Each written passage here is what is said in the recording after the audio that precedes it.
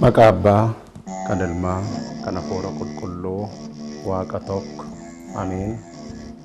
Itwara kagzi abeher, abuhula agziina, Yesus Christos.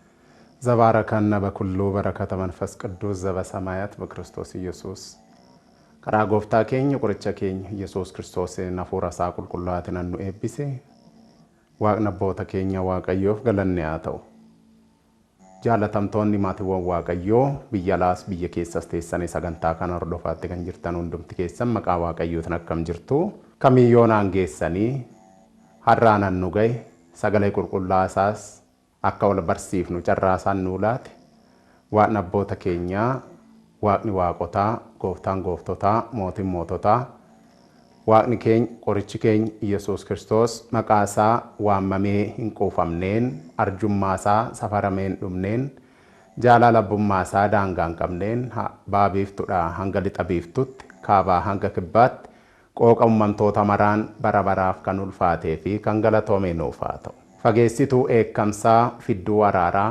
argamsiistuu soorata jireenya barabaraa guggee nageenyaa sababa fayyina keenyaa qulqulleettii qulqullootaa durbee haadha gooftaa galanni shiifaa ta'u.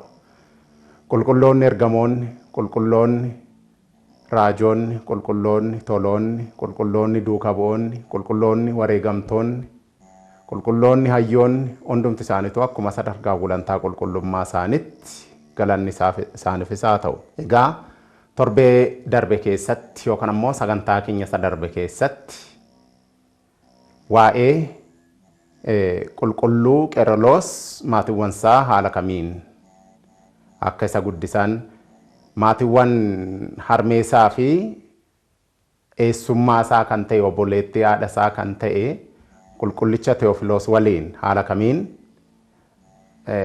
walitti dhufeenyi isaa firummaan isaanis maal akka fakkaatu hamma tokko kaasuu yaallee turre erga moggaasa maqaa isaatiin wal qabatee kan jirus Qeerloos jechi jedhu humneessa jechuudha leenca jechuudha firee sannaay zar sannaay jechuu akka ta'e ilaaluu yaallee jirra sanyii miidhagaa jechuu akka ta'e ilaaluu yaallee jirra. Leenca maaliif jedhamennaan shakkitoota gooftatti namanne waaqa maloomaa ta'uu gooftaa keenya qoricha keenya Yesuus Kiristoositti namanne barumsa isaatiin isaan cabsee jira waan ta'eef humna isaas agarsiisee jira waan ta'eef sanyii qulqullaanni facaase akkuma wangeela gooftaa keessatti ibsamee argamu jechuudha. Sanyii qulqullaa kan jedhame sagalee waaqayyoo akkuma ta'e innis sanyii qulqullaa kan ta'e sagalee waaqayyoo laphee amantoota keessatti nama facaasaa jiraate fi sagalee waaqayyoodhaaf nam garmalee naafu akka ta'e amma tokko ilaaluu yaallee turre. Akkasumas haati isaa fi qulqullichi Teofiloos obboleewwaniidha waan ta'aniif yeroo daa'imummaa isaaniitti haadhaaf abbaan isaanii jalaa boqotanii turanii waan ta'eef guddistuun isaanii lammii biyya Itoophiyaa kan taate gara mana waaqayyoo dhaquu mana waaqayyoo salaanfachuu akka barataniif ishiin garuu cuuphamtuu miti waan taateef sagalee waaqayyoo dhaggeeffachuudhaaf carraa cuuphamuu mucummaa waaqayyoon arganne waan taateef garumatti dhaqxu gara mana waaqeffannaa waaqa tolfamaatti isaan geessaa turte jechuudha. Isaan geessaa turte. Maaliif jennaan carraa sagalee waaqayyoo ittiin barattuun arganne waan ta'eef yeroo sana jechuudha isheen. Dhumarratti garuu qulqullichi Teofiloosii fi haati qulqulluu Qeerloos hafuurri qulqulluu irra bulee jira waan ta'eef bultoo hafuura qulqulluuti waan ta'aniif isaan lachuu gara mana qulqullummaatti isaan geessitee turte. Isa kanaan garuu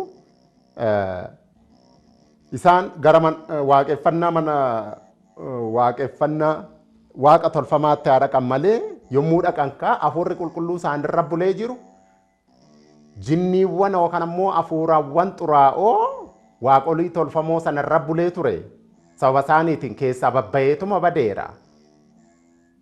Xaa'otoonni yookaan ammoo waaqoliin tolfamoo sunis lafa kukkufanii caccabanii hafanii jiru jechuudha. Isa kana yommuu argitu ishiin ijoolleen kun sababa isaaniitiin hafuurri qulqulluu isaan irra buleen xaa'onni sunis caccabeera. Hafuurri xuraa'aa irra bulee ture irraa badeera. Ishiin ala mana waaqeffannaa waaqa tolfamaa sana keessa guyyaa sana namni seenee hin jiru waan ta'eef situ caccabsee situ waaqa keenya daaraa godhee jedhanii akka isheetti dheekkamne ijoollee lamaan kana harmee qulqulluu Qeerloosii fi qulqulluu Teofiloos yeroo ganna daa'imummaa isaaniitti jechuudha isheetu isaan guddise waan ta'eef qabatteetuma gara lafa Niqiwus jedhamtutti godaanteetti. Achitti immoo waan gaarii miti kan ishee mudate. Waan gaariin turre. Maaliif jennaan lafti Niqiwus jedhamtu tun lafa ishiin sanaan dura keessa jiraachaa turte bakka waaqeffannaa waaqa tolfamaa itti adeemsisaa turte walitti dhufeenyi isaan qaban cimaa ture waan ta'eef dabarsanii na laatu jettee sodaatte ammas gara magaalaa Iskindiriyaatti dhufteetti. Yeroo sana duree hangafoota Phaaphaasota Iskindiriyaa kan ture qulqulluu Atnaatewoosidha jechuudha. Yeroo inni abbaa mana kiristaanaa ta'ee jiru sanatti gara Iskindiriyaa dhuftee jirti ishiin. Ijoollee lamaan sana qabattee jechuudha. Dhufteetti. Maarree dhufanii gara mooraa qulqullicha Atnaatewositti argamu seenanii akka jiran abbaan keenya qulqullicha Atnaatewos beekee jira. Isaan garuu niitittiin yookaan ammoo dubartittiin ijoollee lamaan kana daa'imman lamaan kana guddistu gara Iskindiriyaatti isaan qabattee dhufte kun wahoo kattaa hillinaa amlaakaawit. Sammuun hafuurawaa aara galfii ishee dhoowwatte gara mana waaqayyo akka seentu ishee taasiste akka gaabbii galtuu fi akka cuubantee kiristaana taatu ishee kakaasteerti hafuurri qulqulluun jechuudha. Isa kana ishiin gara makaana Tagsaas gara waltajjii Ooriisaatti yookaan ammoo makaana Tsaloot waltajjii yookaan ammoo seensa kadhannaa yookaan ammoo iddoo kadhannaatti deemuu dhiiftee gara makaana timirta yookaan ammoo waltajjii barumsaa dhattee dhaabbatte. Hundumti isaatu dhaabbannaan isaanii seera qaba waan ta'eef akka aadaa warra Iskindiriyaatti jechuudha. Kiristaanota Iskindiriyaatti.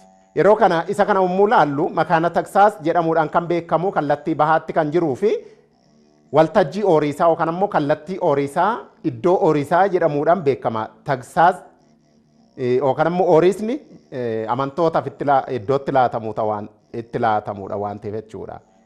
Kuni seera warroota dhiiraa jedhamee beekama jechaadha. Karaa kaabaatiin kan jiru jechuudha. Kun beekamaadha warra keenya kanattis. Yeroon isaanii sun kan warra Iskindiriyaa xiqqoo garaagarummaa muraasaa qabaachuu danda'a. Inni biraan makaana Tsaloota yookaan ammoo seensa kadhannaa kan luboonni ittiin seenanidha waan ta'eef gama bahaatiin argama. Gara sanatti abbaan dhaqu namni dhaqu hin jiru yeroo sanas. Dubartoonni kallattii dubartii qabu gara kibbaa warri dhiiraa gara kaabaatti seena mana waaqayyoo keessa haala kanaan tajaajilamaa turanii. Kallattiin yookaan ammoo hulaan barumsaa yookaan ammoo waltajjiin barumsaa ammoo gama warra dubartiitiin argama waan ta'eef dhattee dhuma dhaabbatte iddoo sana jechuudha. Ishiin daa'imman sana qabatteetti. Maarree innis hafuurri qulqulluu abbaan keenya jechuudha. Qulqullicha abbaan keenya Atnaatiyos yommuu isaan dhufan inni kadhannaa adeemsisaa ture yookaan ammoo sirna qiddaasee adeemsisaa ture, hoogganaa ture. Hafuurri qulqulluu garuu isaaf ifoomsee dhufanii akka naannoo sana dhaabbatan, naannoo mana kiristaanaa sana, gamoo mana kiristaanaa sana dhaabbatanii, kawaala sana dhaabbatanii akka jiran itti mee yookaan ammoo isa beeksisee innis daaqonicha yookaan ammoo tajaajiltoota isaa ergatee akkas jedheen namoonni kana fakkaatan mallattootti meechuudha. Dhufanii jiruuti iddootti aara galfatan itti kennaa naa tursaa jechuudhaan tajaajiltoota isaa ajajee jira jechuudha. Hubachiisee jira jechuudha. Isaanis akkuma abbaan isaanii yookaan ammoo hoogganaan isaanii isaan akeeketti dhaqanii iddoo aara galfii keessummoota daa'imman lamaan kanaa fi mucaa durba Itoophiyaawwitii taate sana gara bakka boqonnaa isaaniitti aara galfii isaaniitti isaan galchanii too'i hammanni kadhannaa sirna qiddaasee xumurutti isa eeganii jiru jechuudha achumatti. Garuu sanaan booda waan haaraa tokkotu uumame. Dhumarratti inni sirna qiddaasee yookaan ammoo sirna kadhannaa waloo sana xumuree dhufee akkas jedhee gaafateen daa'imman kana gara mana xaa'ootee yookaan ammoo waaqa tolfamaa qabattee yommuu seentu hafuuronni xuraa'oon irra bulanii turan baanii baduun isaanii xaa'onni yookaan ammoo waaqni tolfamaan sunis waaqoliin tolfamoon sunis kufanii caccabuun isaanii sababni isaa maalidha jedhee ishee gaafatee jira.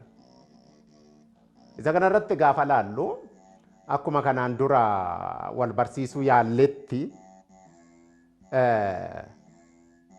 gulantaaleen qulqullummaa kurnan bakka saditti caaseeffamu inni jirra. Nitsahaa sigaa, nitsahaa nafs, nitsahaa lubbunaa jedhamuudhaan bakka saditti qoodama. Maarree abbaan keenya kun abbaa Atnaatiyos sadarkaalee kana keessa nama darbe akka ta'e kan beektanii inni bakka ishiin waaqa tolfamaatti waaqeffattu hin jiru lafa fagoorra jiranni biyya biraa keessadha. Ishiin garuu biyya biraatti argamti manni waaqa tolfamaa sunis kan argamu achi. Ishii qofa immoo iddoo sana kan jiru yeroo sana bakka namni hin jirretti isaan geesse. Namnis hin jiru isa miti waaqeffattoonni waaqa tolfamaa achitti hin turre akkamitti beekeree nama eebbifamaa waan ta'eef miti jettee ajaa'ibsiifattee akkas jetteen narra beekeera jettee hubattee rifattee gooftaa koo daa'imman kun durumayyuu ijoollee kiristaanotaati. Dhuguma immoo Teofiloosii fi dubarri sun haati Qeerloos jechuudha dhumarratti Qeerloos deessi waan ta'eef haati Qeerloos ijoollee kiristaanaa akka ta'an itti himte ijoollee maatii kiristaanotarraa ijoollee dhalatanidha. Ani garuu waan ani hin cuuphamneef na cuuphi jetteen kiristaana ta'uun barbaada. Qulqullummaan keessan kun nama hawwataa. Ga'umsi qulqullummaa keessan kun fageenyarraa waan ijaan hin agarre tokko beektanii bira ga'uun kun nama hawwachiisa. Dabalataan ammoo jireenyi isaas nama hawwachiisa waan ta'eef. Jireenya hafuuraansaa bareedina lafarraa miti kun waan bu'aa hin qabneedha waan ta'eef jechuudha. Gara abbaa keenya qulqulluu Atnaatiyos dhattee maaloo na cuuphee kiristaana ta'uun barbaadetteen innis hoggasuma ishee cuuphee jira jechuudha. Isa kanarratti wanti hubatamuu qabu amantaan kiristaanaa gaafa isheen amantoota cuuphtu humnaan odoon ta'in burjaajeessitee gara dhabsiistee humnaan doorsistee odoon ta'in fedhuma abbaatiin akka cuuphu irraa baranna jechuudha. Ishiitu na cuuphedheen inni hin dirqisiifne hin doorsisnes. Kanaafuu sanaan booda maaltu ta'e? Ishiinis ni cuuphamte. Yeroo kana akkuma cuuphamteen Teofiloosi warra kitaaba dubbisan waliin akka tajaajilu isa ramadee jira jechuudha. Isa ramadee jira. qulqullicha Atnaatewoos bakka ijoolleen sadarkaa ganna isaatiin qixa jiran bakka kitaaba dubbisanii fi baratanitti isa geessee jira jechuudha. Inni garuu wanti nama ajaa'ibsiisu ganna shanaffaa isaa irratti kitaabolee kakuu duraa fi kakuu haaraa baratee xumuree jira. Hayyoonni jedhan jiru jira kitaaba keessas. Lakki barsiifannaan yookaan ammoo aadaan daa'imni tokko barumsatti eegalu kan biyya sanaa waggaa 5tti hin eeyyamu waan ta'eef 7 dura hin eeyyamu waan ta'eef waggaa 7tti barumsa jalqabee. Garuu barumsa jalqabee waggoota 5 keessatti kitaabolee kakuu duraa fi kakuu haaraa baratee xumuree jira. Sirnoota mana kiristaanaas baratee xumuree jira jechuudhaan nu barsiisu. Kunis ta'uu kan biraa ganna 12ffaa isaa irratti 11ffaa isaa irratti baratee xumuree jira jechuudha. Kakuu haaraas kakuu duraas. Isa kana sirritti waan guddaa kana nu hubachiisa. Haadha qulqulluu Qeerloos ammoo qulqullichi Qeerloos amma ammaatti hin dhalanne akkuma seenessaa jirrutti hin dhalanne kanaadha. Eessummaa isaati obbolaa lamaanidha jechuudha kan biyya baqatee dhufee kawaala qulqulluu Atnaatewoos keessa seenanii jiraachaa jiran. Haala kanaan laalama. Haadha Qeerloos ammoo isa sanaani bakka kitaaba baratanitti isa galchee achi isa ramadee jira barachaa jira. Haadha Qeerloosidhaan ammoo maal godhee jira? Hamma ishiin gaa'ilaaf yookaan ammoo heerumaaf geessu gara kawaala dubarootatti ishee ergee achi jiraattee jirti. Achi jiraattee jirti. Maarree abbaan Atnaatewoos yommuu boqatu bakka isaatti duree hangafoota Phaaphaasota Iskindiriyaa ta'ee kan muudame eenyudha jechuudha. Mucaa isa waggoota 5 keessatti kakuu duraaf kakuu haaraa baratee xumure santu qulqulluu Tewofiloositu duree hangafoota Phaaphaasota Iskindiriyaa ta'ee jira jechuudha. Ta'ee jira. Isa kana kan yommuu sirriitti ilaallu kun akkamii kamitti ta'a? Asirratti kanaan duraas dubbannee jirra. Namni sagalee Waaqayyoo sirriitti barachuu danda'e Waaqayyoon isa gargaara. Qulqullummaaf nama ga'u. Aangoof miti, aangoof hin jenneen. Abboonni keenyas aangoo gaarii argataa miti kan isaan jedhan qulqullummaa argataa. Dhaaltuu mootummaa Waaqayyoo ta'uusaa irra beekama. Fi kanneen kana fakkaatan fa'a jedhu abboonni keenya jechuudha. Qulqullichi Teewofiloosis yommuu baratu barataa cimaa ture yeroo sana jechuudha. Barataa cimaa ture. Maarree ishii immoo qulqullicha Atnaatewoos gara kawaala dubarootatti ishee ergee ture waan ta'eef jalqaba irratti yommuu isheen gaa'ilaaf geessu yookaan immoo heerumaaf geessu nama Diyuusiyaa biyya jedhamturraa nama dhufe yookaan immoo booda irratti Muhalii lafa jedhamterraa kiristaana tokko nama abbooma Waaqayyootti bulu tokko itti fidee isatti heerumsiisee jira gabaabumatti. Akka kaadhimatu taasisee itti heerumsiisee jira jechuudha. Itti heerumsiisee jira. Kun jechuun karaa biraatiin maalidha jechuudha? Ishiin duruu durbadha kan qulqullina ishee eeggattedha kan dhiirarraa fagaattee jiraattedha. Amantaa biraa keessa haa taatu malee cuuphamtee kawaalota keessa dhattee kawaala dubarootaa keessa dhattee barumsa amantaa barattee dhufteeti durbummaadhaan dheesse mucaa kana. Namni sunis kan ishee fuudhe kiristaanadha. Amantaa isaatiin nama hin amatamnedha jechuudha. Kanaafuu isa waliin wal fuudhanii hoduma jiraatan nama sanarraa qulqulluu Qeerloos deessee jirti jechaadha. Deessee jirti. Haati qulqulluu Qeerloos jechuudha. Qeerloos nama sanarraa deessee jirti. Isa kanadha. Isa kanadha. Abbootiin qulqulluun Qeerloos dhalatee guddatee barumsa yommuu jalqabu ganna 5ffaa isaa irratti kitaabolee kakuu haaraa fi kakuu duraa baratee xumuree jira. Baratee xumuree jira. Kana yommuu laallu lakki akka aadaa biyya sanaatti daa'imni tokko ganna 7 gadi barumsaaf hin ergamu jedhama waan ta'eef barumsaaf ergame booda waggoota 5 keessatti kitaabolee kakuu duraa fi kakuu haaraa baratee akka xumure nu ibsa jechuudha. Nu ibsa. Kanaafuu isa kana kaa yommuu baratu qulqullichi Qeerloos jechaadha. ወሶበ ያነብብ ለቀለም ያጸንኦ በአሃዱ ጊዜ ወይ መስል ከመዘ ቀዳሚ ተምህራን ቁልቁልች ቄርሎስ ክታቦሙ በረቱ ሲያተኮ ዱብፍናን እትንዴቢኡ ሆገሱማ ቀባታ ሰሙት ቀባታ ሆገሱማ ኦዱማ ጀዱ የሮ ገባባ ከሰት ክታቦሌ ሁንዱማ ሳኒ በረተ ጥሙሬ የሮ ሰነካ qulqullichi Tewofiloos eessummaansaa jechuudha. Eessummaansaa isa jechaan barate hojiitti haa hiikkatu jechuudhaan gara Kawaala Asqeexitti isa ergee ture. Erga ergee raawwate booda ni gaafate akkamii mucaan sun akkam ta'e jedhee gaafannaan monoksoota hundumaa caalee argamee jira. Nama fuuraa ta'uunsaa beekumsaanis jireenya fuuraanis garmalee itti dinqameera. Qulqullichi Tewofiloos jechuudha abbaa Tewofiloos. Waaqayyoo galata galchee jira. Qulqullichi Tewofiloos jechaadha. Maarregaa sima tokkotti murteessani waan ta'eef isa jecha namaarraa barate sana jecha malakootawaarraa haa baratu jedhee ammas gara Kawaala Abbaa Saraabeyoonitti isa ergeera. Maarree yeroo sanatti Kawaalli Abbaa Saraabeyoon jedhamuudhaan kan beekamu bakka monoksoonni cimina amantaatiin beekaman. Duumessarra kan bololeen jiru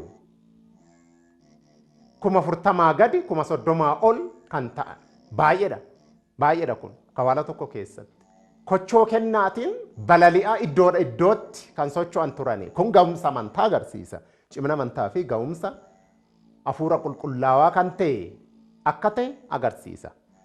Gara isaanitti qulqullicha Qeerloos ergee jira qulqullichi Tewofiloos jechaadha. Isaanirraayis caalee argamee jira jedhameen baay'ee nama dinqa. Baay'ee nama jabsiisa. Amma waan tokko laalla. Jalqabarratti barataan tokko yeroo gabaabaa keessatti kitaabolee mana kiristaanaa hunduma isaanii baratee yeroo gabaabduu keessatti xumurraan hoggasuma ajaa'ibsiifatanii Phaaphaasii taasisuu maalii taasisuu muudama guddaa kennu maalii kana miti qoratamuu qaba ammas qorannaa keessa darbuu qaba.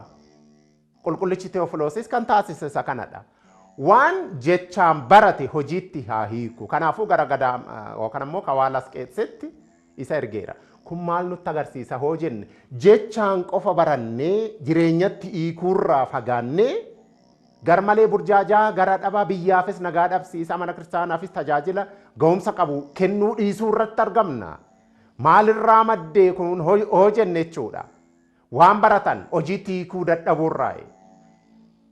Irra caalatti barannee jirra jennee herregna hoo ta'e namatti mataa jabaachuufaa ija babaasuufaa of tuuluufaa of jajiinsaaf of saaxilla.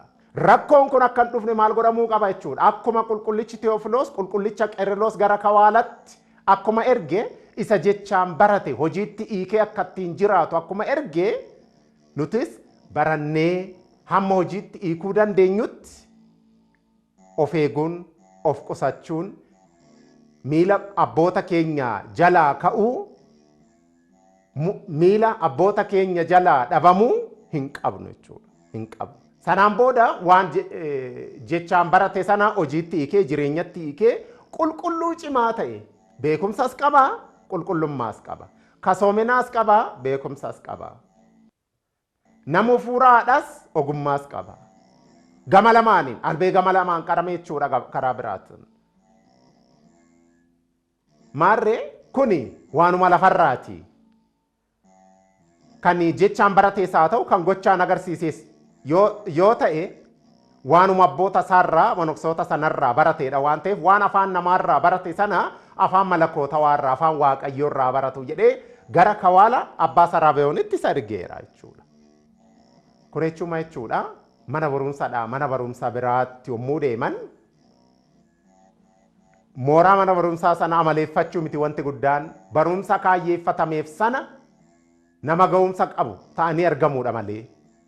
Isa kana kaa hundumti keenya waan sirritti hubachuu qabnudha jechuudha. Hubachuu qabnudha. Namni waan haasa'u jiraatee hojjatee kan hin dabarre hoo ta'e Waaqayyo biratti gatiin argatu. Yeroo baay'ee irra deddeebinee kaafna wangeela Maatewos boqonnaa 15 lakkoofsa 31 irraa kaafne kan baratan hojiitti kanii kan ንዑ ሀቤ ወሩካኑ ለአቦ የትራሱ መንግስተ ሰማያት ዘድሉ ለከሙ ቀደመ የተፈጠረ ዓለም jechuudhaan Waaqayyoon isaan waama isaan eebbisa. Isaan ofitti kaleessa. Warroota immoo wanta baratan sana hojiitti niikne beelaan nyaachifne dheebotaa dheeburraan kunne kan daare daaran baafne kan dhukkubsate dhaqee kan hin gaafanne keessummaa kan hin simanne warra hidhamanii dhaqee kan hin daawwanne wabii ta'e ni eegsisne isaan kanaan ammoo ni abaara huruu minnee ergumaan wusta isaat zala'aalam zadalloo ለሰይጣን ወለመላእክቲሁ jedha jennee yeroo baay'ee dubbannee jirra kan nutis wanta baranne hojiitti niiknu taanaan carraan keenya kanarraa waan darbeen ta'u jechuudha. Kanaafuu barumsa baranne hojiitti hiiknee jireenya fuuraa keessa darbuu akka dandeenyu fedhiif eeyyamni Waaqayyoon nuuf haa ta'u. Nu waliin haa ta'u. Eeyyamni isaa qulqulluun nurraan fagaatin. Wanta kana sirriitti hubachuun barbaachisaadha. Barbaachisaadha. Maarree dhumarratti maal jedhee qulqullichi abbaan keenya abbaan Tewofilos kana yommuu argu qulqullummaa mucaa obboleettii isaa qulqullicha Qeerloos yommuu argu akkas jedhe yaa Waaqayyo uumaa koo galanni siif haa ta'u ija koon kan natti agarsiiste odoo hin du'in mucaa kan naaf laatte ati galatoomi galanni siif haa ta'u galanni bara baraaf siif haa ta'u jechuudhaan Waaqayyo galateessee jira jechuudha. Kun maal agarsiisa? Maal agarsiisa? Monoksoonnu ijoollee qabu. Ijoollee akkamii yoo jenne ijoollee hafuuraa kan barumsaan isaan uummatan jechuudha. Kan jireenya hafuuraatiin isaan argamsiisan. Bultoo hafuura qulqulluu ta'uudhaan kan isaan argamsiisan. Mucummaan isaanii haala kanaan jira. Haala kanaan jira. Haala kanaan jira. Kanaafuu abbaan keenya odoon du'in dhuma mucaa kana waan natti agarsiifteef yaa Waaqayyo galanni siif haa ta'u. Mucaa obboleettii isaati waan ta'eef mucaa isaati karaa biraatiin jechuudha kun. Kanaafuu yaa Waaqayyo galanni siif haa ta'u.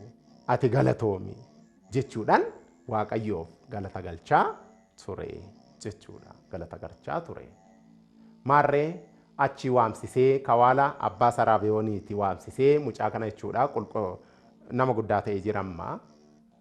Qulqulluu Qeerloos abbaa Qeerloos kawaala abbaa Saraabiyooniiti waamsisee kutaalee biyya lallabaa isaa keessa qoodeetti laatee barsiisii jedhee jiraan.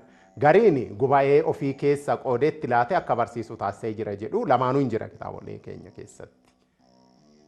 Maarree barsiisii jedheen yommuu inni barsiisu amantoonni isarraa baratan garmalee dharraa guddaadhaan garmalee of kennanii barumsa sanaan booji'amaa barumsa isaatiin barumsa qulqulluu Qeerloosiitiin jechuudha. Booji'amaati kan isaan barachaa turan. Maaloo odoo nuti hin quufin nu jalaa qaxxaamuraa laata? Nu jalaa tasuma xumuree nu bobbaasa laata? Nu geggeessa laata? Jechaafaa yaadda'aati kan isaan baratan jechuun odoo nu jalaa dhumuu baate barumsisa jechaadha jechuudha. Kanaafuu haala kanaan qulqullicha abbaan keenya abbaan Qeerloos jireenya isaa keessatti jireenya tajaajilaa isaa keessatti nama qulqulluu nama Waaqayyoo filatame nama qulqulluurraa qulqulleettii haadha isaarraa nama argameedha jechuudha. Maarree bara durii durattis kaafnee jirra waa'ee qulqulluu Yohaannis Afoorqis yommuu kaafnu jechuudha. Harmeensas lammaffaa hin heerumne. Erga abbaansaa jalaa du'e booda isa guddisuu jalqabde malee ishiin tunis kan biraa haati qulqulluu Qeerloosis kan biraatti hin heerumne. Mucaa geessitee hamma paatriyaarkii ga'u hamma paatriyaarkii ta'utti isa guddistee dagaagsitee hirte jechuudha mucaa ishee. Kanaafuu haadholiin isaaniitu qulqullaa'oodha jechuudha jireenya qulqulluu keessa jiraatu namoonni aangoo phaaphaasummaa filataman jechuudha. Abboonni keenya durii qulqulloonni hayyoonni qulqulloonni durii haala kanaan turan jechuudha. Kanaafuu kan bara keenyaa kanas bultoodha gara bultootti naanna'uu kana Waaqayyoon nurraa qabu. Warri haala kanaan rakkate soo jiraate gaabbii galee of qulqulleessuu gara Waaqayyootti dhiyaachuu danda'a. Carraas qaba waan ta'eef jechuudha. Carraa sana garuu hammeenyaaf fayyadamuun nama gaafachiisa jechuudha teessoo Waaqayyoo fuulduratti. Kanaafuu waa'ee qulqulluu Qeerloos seensasaa jechuudha seenaasaa hamma kana ilaallee jirra. Sagantaa itti aanutti immoo kutaa sagantaalee itti aananitti kutaalee dhumaa qabannee dhiyaanna. Hamma yoonatti kan nu barsiise Waaqayyoof garuu galanni haa ta'u galanni isaaf haa ta'u. Kan nu barsiise kan nu gorse kan nu jajjabeesse sa'aatii kana sagalee isaa qulqullaa'aa kana itti dhaggeeffannu gurra foonii gurra laphee kan nu laate galanni isaaf haa ta'u. Egaa bakka itti hanqise bakka itti dabse ergamoota samiitiin Waaqayyoon itti haa guutu. Giftiin keenya qulqulleettiin qulqullootaa durbee haadha gooftaa dhandhama ishee afaan keenya keessa mi'aayina ishee afaan keenya keessa jaalala ishee immoo laphee keenya keessa nu haa itichu Waaqayyoon. Kaasee kan nu jalqabsiise nagaan nu xumursiise Waaqni abboota keenya galanni isaaf haa ta'u. Bakka itti hanqise bakka itti dabse afaan qulqullaa'oo isaatiin gooftaan keenya qorichi keenya Yesuus Kiristoos itti haa guutu. Nassuhu wa'amanu በወንጌል ቅዱስ እስመ ቀርበት ይእቲ መንግሥተ ሰማያት akkuma jedhu mootummaan Waaqayyoo dhiyaatteettiiti mootummaan Waaqayyoo dhiyaatteettiiti wangeela qulqulluutti amanaatoo gaabbii gala ስብሐት ለእግዚአብሔር ወለወላዲቱ ድንግል ወለመስቀሉ ክቡር ሎማቶ